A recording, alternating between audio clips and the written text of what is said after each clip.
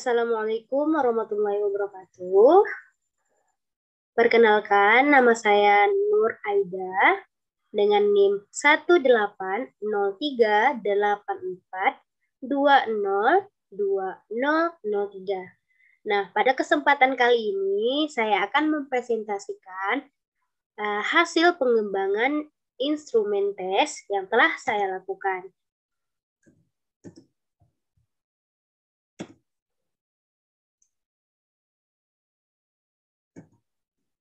Sebelumnya, mengapa sih dilakukan pengembangan instrumen tes? Nah, dalam melakukan pengembangan instrumen tes itu bisa dilakukan dengan dua, yaitu soal pilihan ganda dan juga soal uraian. Nah, dalam membuat instrumen tes harus disesuaikan dengan kurikulum 2013.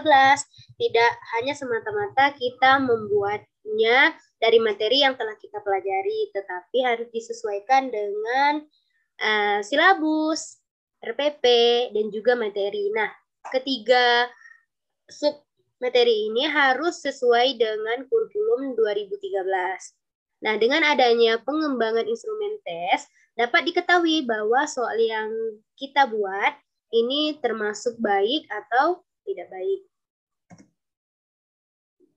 Nah, selanjutnya, tujuan melakukan pengembangan instrumen tes ada 3. Yang pertama, yaitu untuk memenuhi tugas proyek yang telah diberikan oleh dosen pengampu. Yang kedua, untuk mengetahui kevalidan soal yang telah kita buat. Dan yang ketiga adalah untuk melakukan uji pada soal yang telah kita buat.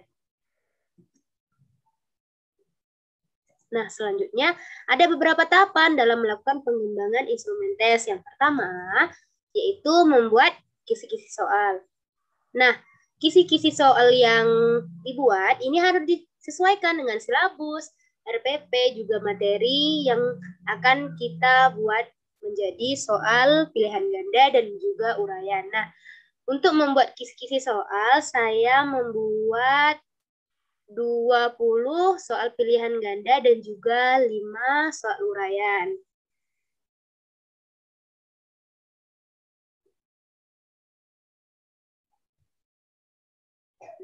Nah, yang selanjutnya, setelah membuat kisi-kisi soal dengan 20 soal pilihan ganda dan juga 5 soal uraian, lalu saya menyebarkan kepada 26 teman mahasiswa yang mengikuti mata kuliah evaluasi pembelajaran matematika.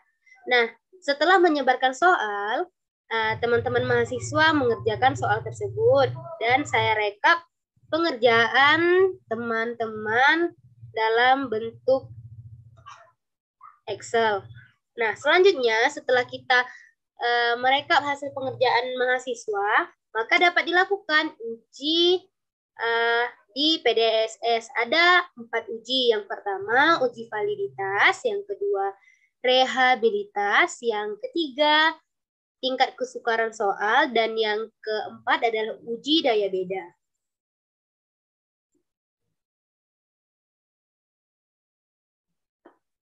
Nah, kita akan membahas untuk tahapan melakukan pengembangan tes.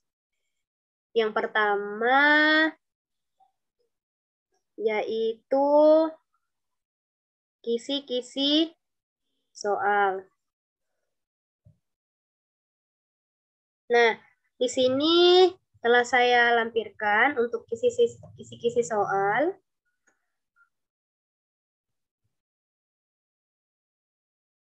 Yaitu disesuaikan dengan silabus, RPP, dan juga materi yang bersangkutan. Nah, untuk sekolah bisa kita disesuaikan untuk mata pelajaran diisi dengan matematika. Untuk kelas semester, yaitu saya memilih kelas 12, yaitu semester genap, kurikulum 2013.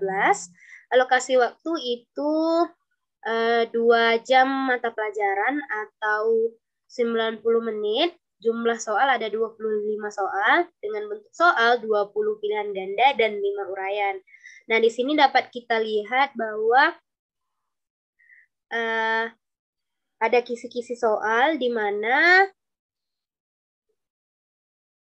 saya mengambil materi peluang. Nah, ada beberapa submateri yang akan dibahas, yaitu materi pokok ada aturan penjumlahan, aturan perkalian, notasi faktorial, permutasi, dan juga kombinasi. Ini masuk dalam materi aturan pencacahan. Nah, selanjutnya ada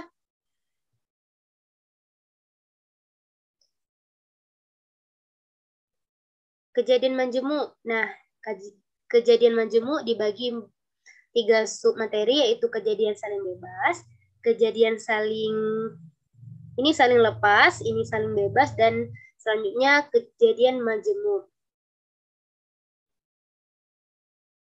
Nah, untuk pembagian soal, pada aturan penjumlahan ini ada nomor soal 1 dan 2 dalam bentuk tes pilihan ganda. Selanjutnya aturan perkalian, bentuk tes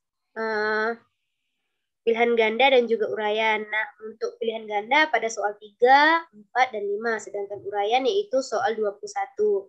Selanjutnya untuk notasi faktorial, 2 soal, yaitu di nomor 6 dan 7 dengan bentuk tes pilihan ganda. Selanjutnya submateri permutasi, yaitu permutasi dibagi menjadi 4. Nah, keempat jenis permutasi ini ada 1 soal. Nah, untuk yang permutasi yang pertama, yaitu bentuk soal pilihan ganda, soal nomor 8, nomor 2, permutasi and objek berbeda yang setiap kali diambil sebagian. Ini bentuk soal pilihan ganda, nomor soal 9. Nah, permutasi and objek yang tidak semua berbeda, ini uraian jenisnya. Selanjutnya ini pada soal 22, sedangkan soal permutasi siklis ini nomor 10 dengan bentuk soal pilihan ganda.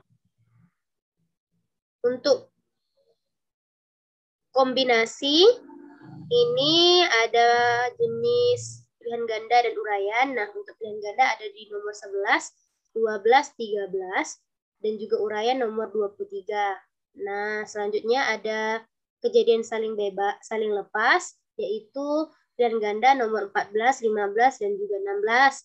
Kejadian saling bebas, ini ada pilihan ganda dan juga uraian. Jadi soalnya dengan pilihan ganda nomor 17, 18, dan juga uraian 24. Nah, selanjutnya kejadian majemuk, yaitu ada pilihan ganda dan juga uraian. Di pilihan ganda nomor 19 dan 20, dan uraian di nomor 25.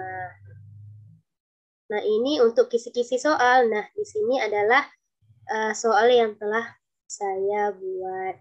Ada 25 soal. Ada 25 soal.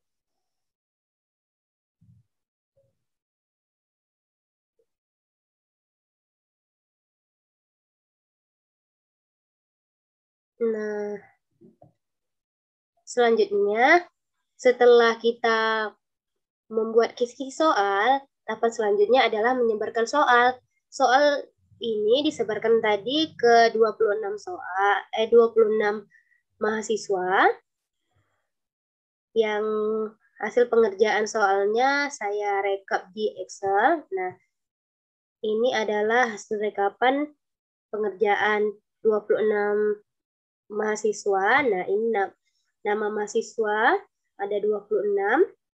Nah, soal dari nomor 1 sampai dengan 25 dengan total skor. Total skor di sini adalah 100. Nah, untuk pilihan ganda, untuk satu soal yang benar akan mendapat 3 poin, yang salah 0.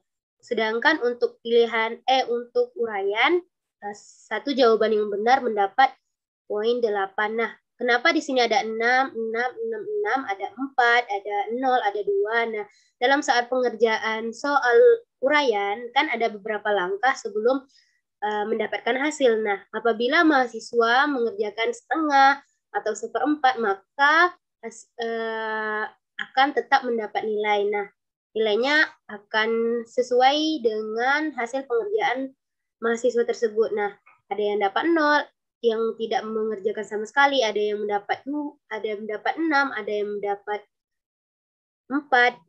Nah, seperti itu. Ini adalah 26 responden atau 26 mahasiswa dengan nilai total skor sini. Nah, mengapa saya rekap di Excel? Karena lebih memudahkan kita untuk melakukan uji di PDSS. Nah, selanjutnya setelah kita melakukan tahapan pembuatan kisi-kisi soal dan penyebaran soal, selanjutnya kita melakukan uji di PDSS. Nah, ada 4 uji. Yang pertama, uji validitas, uji rehabilitas, tingkat kesukaran, dan uji daya beda. Nah, yang pertama itu diuji validitas. Kita ingin melihat apakah soal yang kita buat valid atau tidak dari soal 1 sampai dengan soal 25. Nah, untuk cara melakukan uji validitas di PDSS bisa teman-teman lihat di tutorial YouTube bagaimana cara melakukan uji validitas, rehabilitas, tingkat kesukaran, dan uji daya beda dari PDSS. Nah, ini adalah tampilan hasil dari uji validitas soal yang telah dibuat. Nah, nanti setelah dilakukan uji validitas akan terlihat keterangan seperti ini.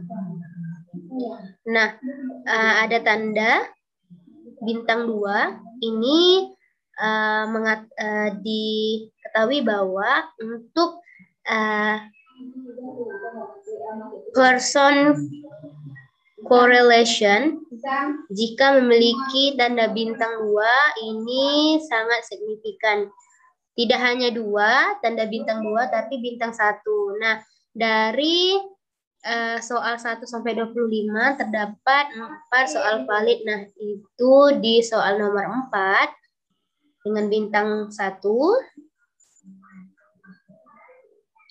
Soal 22 bintang 2. Bintang di soal nomor 22 dan juga 25. Nah, itu soal 22 dengan tanda bintang 1, 20, soal 25 bintang 1.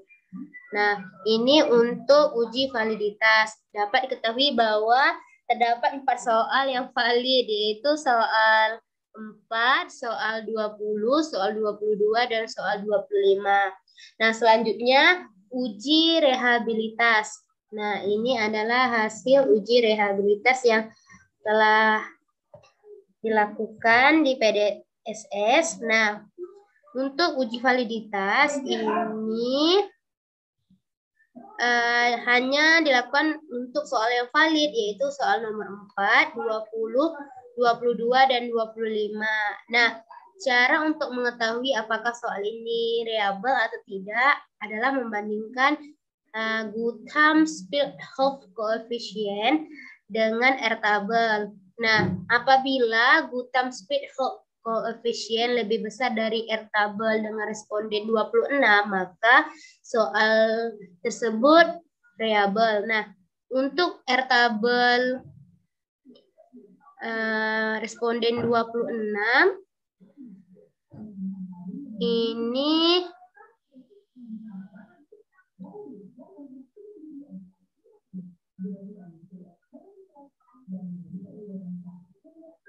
adalah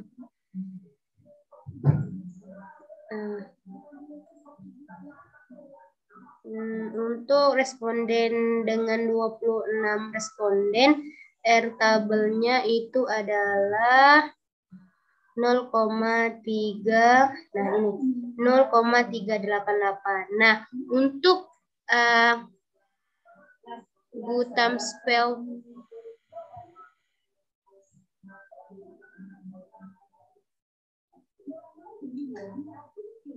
Nah, ini kan 0,44 lebih besar dari 0,388, maka soal tersebut sangat variabel. Nah, selanjutnya kita melakukan uji tingkat kesukaran. Nah, ini dapat diketahui bahwa rata-rata dari soal nomor 4, 20, 22, soal 25 ini dengan min soal 4 2,19, soal 20 min 62, soal 22 6,77, soal 25 itu 5,38. Nah, dua angka di belakang koma yaitu 19, 62, 77, 38 ini dapat diketahui bahwa soal ini memiliki tingkat kesukaran yang berbeda-beda. Nah, untuk yang soal 4 ini 19 ini dikategorikan sebagai soal yang sangat sukar. Nah, 62 ini dikatakan dengan soal yang mudah, 77 ini mudah, dan soal 25 ini adalah sukar. Nah, untuk mengetahui bahwa soal ini tingkat kesukarannya dapat dilihat dari indeks. Nah, ini untuk 0,00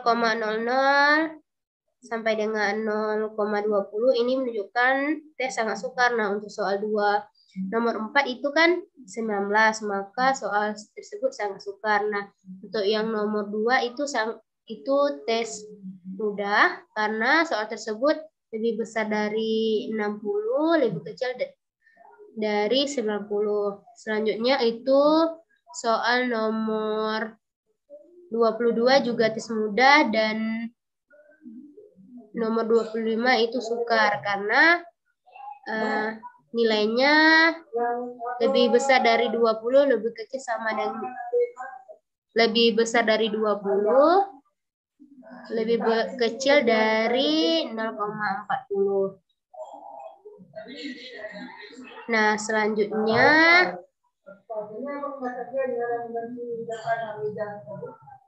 diuji daya beda. Nah, hampir sama dengan tingkat kesukaran. Kita dapat melihat uji daya beda dari keempat soal tersebut. Nah, ini min dari rata-rata dari soal nomor 4, 20, 22 dengan 25. Nah, di sini daya bedanya juga berbeda-beda. Ada yang mudah, ada yang sukar, ada yang sangat sukar. Nah, untuk soal nomor 4 ini dikatakan sangat sukar, soal 20 dan 22 ini mudah, dan soal nomor 25 ini sukar. Nah, dari hasil uji daya beda ini dapat ketahui bahwa ada beberapa soal yang harus dihapus karena tidak memiliki soal yang valid, seperti soal nomor 1, nomor 2, nomor 3, nomor 5, nomor 6, dan juga nomor-nomor selain soal nomor 4, 20, 22, dan 25.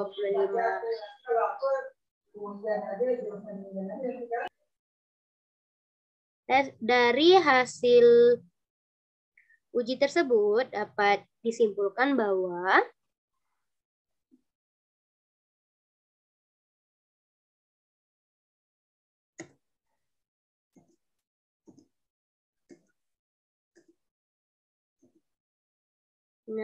bahwa terdapat 4 soal yang sangat valid, yaitu soal nomor 4, nomor 20 di jenis pilihan ganda, serta soal 22 dan 25 di jenis soal uraian. Nah, dari keempat soal ini ada jenis pembeda, yaitu soal nomor 4, soal sangat sukar, soal nomor 20, soal mudah, soal nomor 22, soal mudah, dan soal nomor 5 adalah soal sukar. Nah, manfaat dari melakukan pengembangan instrumen tes dengan melakukan pembuatan kisi-kisi, penyebaran soal, dan juga uji di PDSS, ada 4 uji, maka mahasiswa sendiri lebih mengetahui bagaimana melakukan pengembangan instrumen tes. Tidak hanya langsung membuat soal, tapi juga ada beberapa tahapan membuat instrumen tes, yaitu membuat kisi-kisi soal, menghitung pengerjaan soal mahasiswa, melakukan uji validitas, uji rehabilitas, uji daya beda, serta uji tingkat kesukaran. Nah, ini adalah sebagian manfaat yang bisa mahasiswa dapatkan dari melakukan pengembangan instrumen tes.